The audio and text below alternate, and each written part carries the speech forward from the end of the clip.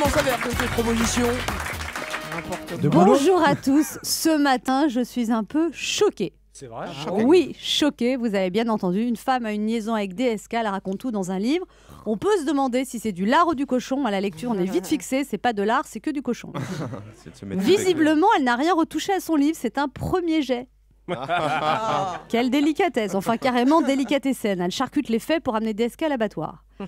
Donc, elle compare DSK à un cochon, mais si elle fait ça, est-ce qu'elle serait pas un peu une truie de s'être fait monter par un taureau en jouant les grues? Parler de sa chatte dans un canard, je trouve c'est se comporter comme une chienne avec ce cochon qui d'après elle était monté comme un cheval.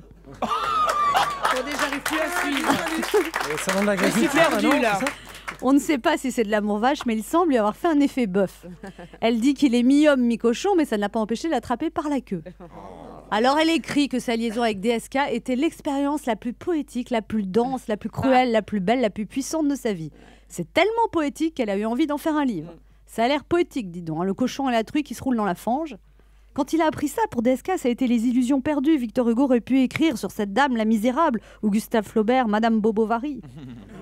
Mais moi, devant tant d'impudeur, j'ai envie de m'exclamer « Ah, Balzac, ah, Zola, Flaubert, ô romancier disparu, le talent, la finesse, la grandeur, qu'êtes-vous devenus ?»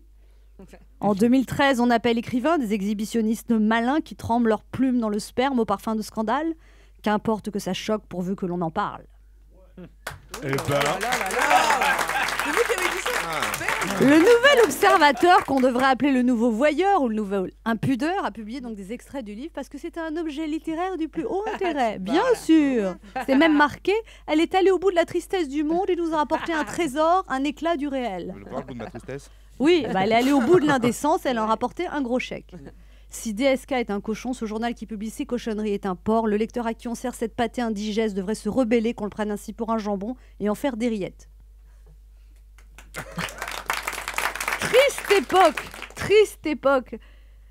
Ouais, triste époque. C'est une triste époque. Triste époque. Triste Triste époque ici. du cheval dans les lasagnes, des cochonneries dans un livre, des moutons qui se conduisent comme des veaux en ne s'offusquant plus de rien. Ce livre aura au moins eu un effet surprenant. C'est bien la première fois que j'ai pitié de Dominique Strauss-Kahn.